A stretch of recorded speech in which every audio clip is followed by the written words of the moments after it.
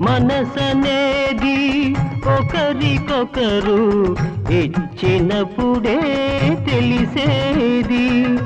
దాచుకుంటే ఎవరికి అది దక్కకుండా పోతుంది. ప్రేమనేది నీకు నీవే పెంచుకుంటే పెరిగేది. పంచుకునే ఒక మనసుంటేనే బంధమయ్యది నిలిచేది. మనసు లేని బ్రతుకొక నరకం.